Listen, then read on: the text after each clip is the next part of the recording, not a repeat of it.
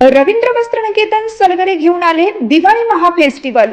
1 ते 30 ऑक्टोबर पर्यंत ऑफर्सचा धुरळा आणि खास दिवाळी गिफ्ट। नारायणपेठ साडी 333, काजूकतली पैठणी 693, गजलक्ष्मी पैठणी 754, राजहंस व Kalanjali Paithani 747, linen shirt 387, khadi shirt piece 243 आणि बॉयज शर्ट फक्त 199 मध्ये। तर मग त्वरा करा, रवींद्र वस्त्रनिकेतन सलगरे आणि शाखा।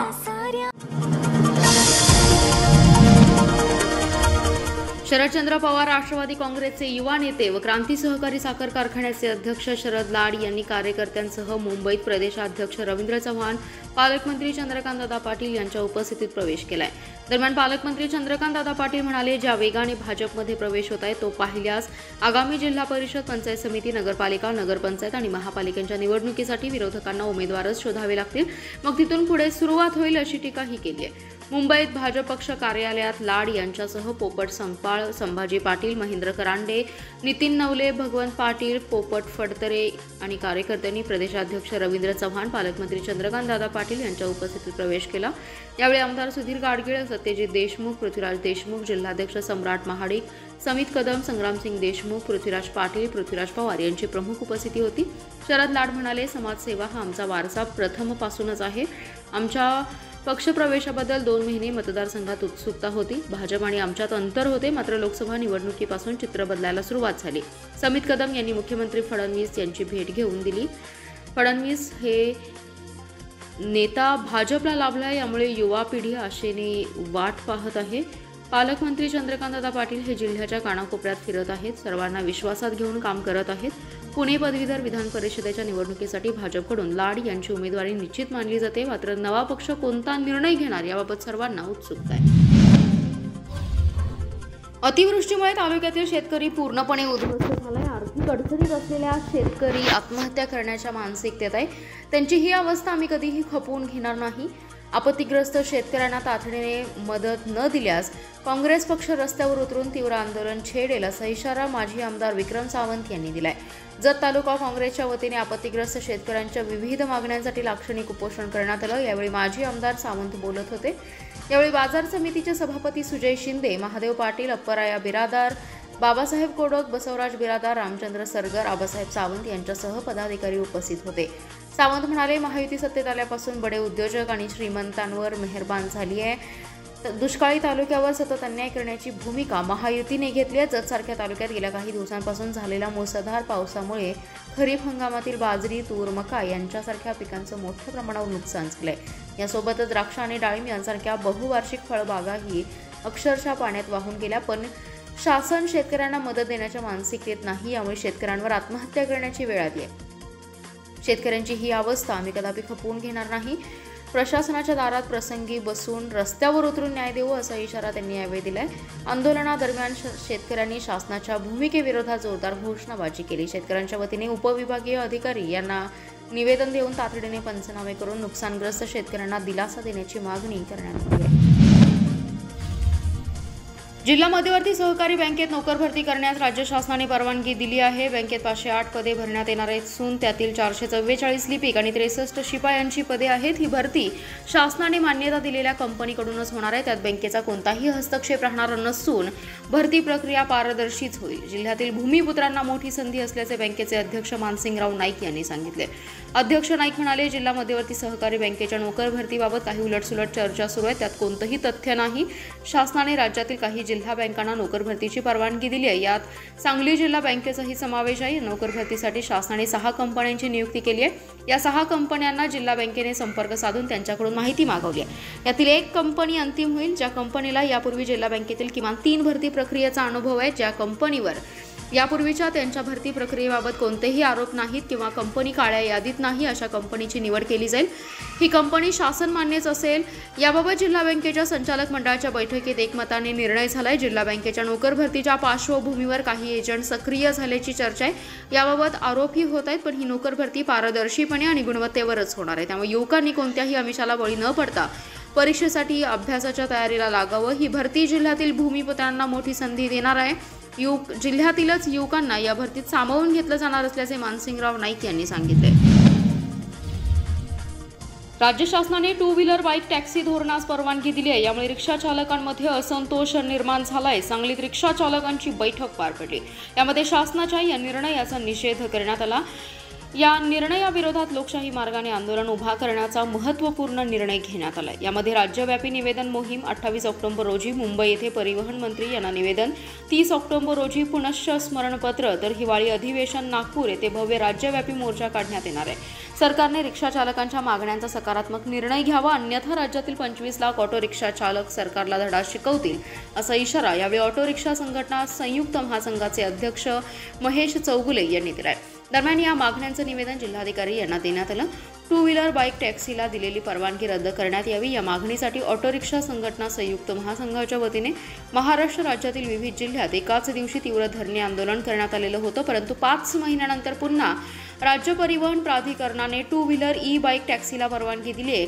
हे मोटार वाहन अधिनियमाच्या तरतुदीचं उल्लंघन आहे. या बेकायदेशीर परवान्यामुळे राज्यातील लाखो परवानाधारक आणि नोंदणीकृत ऑटो रिक्षा चालकांच्या व्यवसायावर गदा येईल. हजारो ऑटो चालकांनी बँका आणि वित्त संस्थांकडून कर्ज घेऊन ऑटो रिक्षा खरेदी केली आहे. या बाईक टॅक्सी धोरणामुळे त्यांचा व्यवसाय उद्ध्वस्त होऊन कर्जबाजारीपणा आणि आत्महत्येची वेळ येऊ शकते. सुशिक्षित बेरोजगार तरुणांचा स्वयंरोजगार आणि स्वतंत्र असलेल्या ऑटो रिक्षा चालकांचा रोजगार हिरावून ॲग्रिगेटर या गोंडस नावाखाली देश-विदेशी भांडवलदार कंपन्यांचे गुलाम बनवण्याचे कुटील डाव आणि षडयंत्र यात दिसून येते, असं या निवेदनात म्हटलंय. यावेळी मोठ्या संख्येने रिक्षा चालक उपस्थित होते. सरन्यायाधीश भूषण गवई यांच्यावर वकिलांनी बूट फेकण्याचा प्रयत्न केल्याने मिरजेत त्याचे तीव्र पडसाद उमटलेत. वकील राकेश किशोर यांच्या फोटोला जोडेमार आंदोलन करण्यात आलं. तसेच जोरदार निदर्शने आणि घोषणाबाजी करण्यात आली आहे. सर्वोच्च न्यायालयात सुनावणी सुरू असताना भारताचे सरन्यायाधीश भूषण गवई यांच्यावर एका वकिलाने बूट फेकण्याचा प्रयत्न केला. गवई हे भारताचे पहिले बौद्ध सरन्यायाधीश आहेत. सर्वोच्च न्यायालयात वकील राकेश किशोरने सरन्यायाधीश BR गवई यांच्यावर हल्ल्याचा प्रयत्न केला. या घटनेचे मिरजेत तीव्र पडसाद उमटलेत. Republican party of India Athawale पक्षाच्या वतीने जोरदार निदर्शने करण्यात आली. यावेळी वकील राकेश किशोर यांच्या फोटोला जोडे मारण्यात आले. तसेच जोरदार निषेधाच्या घोषणा देण्यात आल्या. यावेळी RPIचे पश्चिम महाराष्ट्र प्रदेशचे सचिव महावीर कांबळे, शहर जिल्हाध्यक्ष पोपटराव कांबळे, युवक जिल्हाध्यक्ष श्वेतपद्म कांबळे, IT सेल जिल्हाध्यक्ष योगेंद्र कांबळे, कार्याध्यक्ष अरविंद कांबळे, मराठा आघाडी जिल्हाध्यक्ष संतोष जाधव, जिल्हा सरचिटणीस मिलिंद मेटकरी, मिरज शहर अध्यक्ष उपाध्यक्ष सचिन सकटे, तालुका सरचिटणीस प्रथमेश कुर्णे, ज्येष्ठ नेते मधुकर मामा कांबळे, अनिल कांबळे, आयुब कुडसीकर, फारुख पठाण, अभिनव कांबळे, रमजान शेख, नागेश यादव, रसिक जकाते आणि पदाधिकारी कार्यकर्ते उपस्थित होते.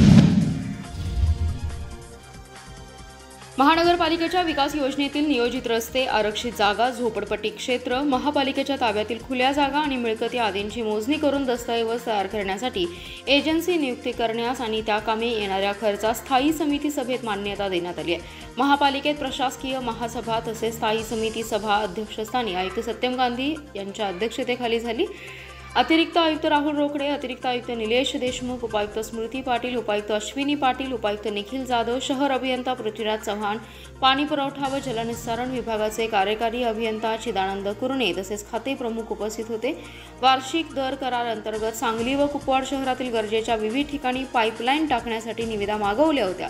सर्वात कमी दराची निविदा ही अंदाजपत्रकीय रकमेपेक्षा 22% कमी दराने आलेली आहे. त्यानुसार 93,60,00,000 रुपये खर्चास मान्यता देण्यात आली. महापालिका क्षेत्रातील प्रभाग क्रमांक 9 मध्ये सिटी सर्वे नंबर 6501 आणि 6511 येथे आमदार सुधीरदादा गाडगीळ चिल्ड्रन पार्क उद्यान विकसित करण्यासाठी निविदा मागवली होती. 74 लाख रुपयांच्या कामासाठी कमी दराची निविदा मंजूर करण्यात आली आहे. देशाचे सरन्यायाधीश भूषण गवई यांच्यावर झालेल्या हल्ल्याच्या प्रयत्नाचा सांगली बार असोसिएशनतर्फे निषेध व्यक्त करण्यात आला. याबाबतचे निवेदन जिल्हा प्रशासनास देण्यात आले. हल्ल्याचा निषेध करण्यासाठी बार असोसिएशनच्या वतीने विशेष बैठकीचं आयोजन करण्यात आलं होतं. यामध्ये संघटनेच्या बहुतांश वकील सभासदांनी झालेल्या घटनेचा निषेध केला. तसेच हल्ला करण्याचा प्रयत्न करणाऱ्या संशयितावर कठोर कारवाई करण्याची मागणी केली. यावेळी असोसिएशनचे अध्यक्ष अशोक वाघमोडे, उपाध्यक्ष महावीर गायकवाड, सचिव दीपक कदम, सदस्य विशाल पाटील, शिवाजी कांबळे, प्रवीण गोंधळेकर आदींसह अन्य वकील उपस्थित होते. यानंतर उपजिल्हाधिकारी स्नेहल कनिचे यांना निवेदन देण्यात आले.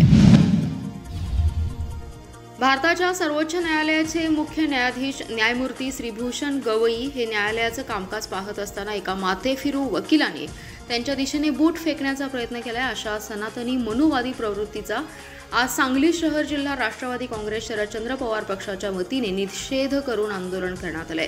सदर आंदोलन हे सांगलीतील स्टेशन रोड येथील महात्मा गांधी यांच्या पुतळ्यासमोर करण्यात आलं। यावेळी सामाजिक न्याय विभागाचे शहर जिल्हाध्यक्ष उत्तम कांबळे यांनी सदर घटनेचा निषेध करत सदर सनातनी मनोवादी वृत्तीच्या माणसावर कठोर कारवाई करावी अन्यथा तीव्र आंदोलनाचा इशारा यावेळी दिलाय।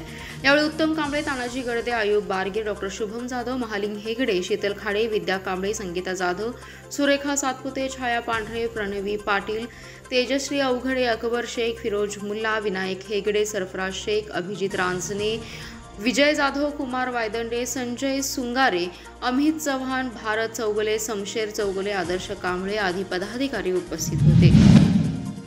राज्यातील अतिवृष्टीमुळे बाधित झालेल्या शेतकरी आणि नागरिकांसाठी मे पुरुषोत्तम नारायण गाडगीळ सराफ आणि ज्वेलर्स यांच्या वतीने 5 लाख रुपयांची मदत करण्यात आली।